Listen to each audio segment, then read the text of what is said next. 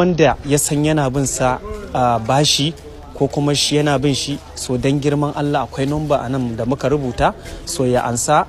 Assalamu alaikum warahmatullahi ta'ala wa barakatuh, yan uwa musulmai. Dan Allah ina so in tura wani sako mai muhimmanci, so dan Allah ina so duk wanda ya ga wannan bidiyon ya taya ni sharing, ya yada shi domin ya je inda muke bukata ya je. Kowa ya san a wannan lokutan an yi mana rasuwa, babban abokinmu amininmu wanda ake kira da Abdullahi ya rasu.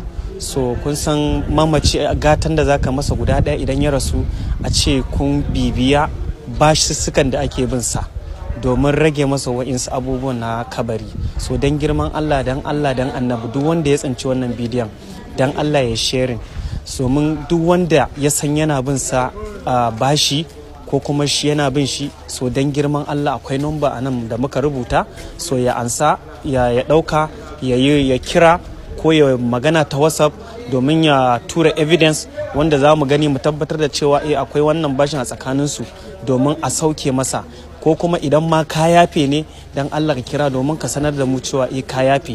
Dan Allah, dan annabi, ku yi mana wannan kokarin. Duk wanda ya san yana bin wannan bawan Allah bashi, dan girman Allah, dan Allah ya kira wannan wayar ko kuma ya ma wannan number text message ko ya WhatsApp domin dan Allah a sauke masa nauyin da yake kansa. Wannan shine iya gatan da zamu iya masa a cikin wannan duniyar tamu.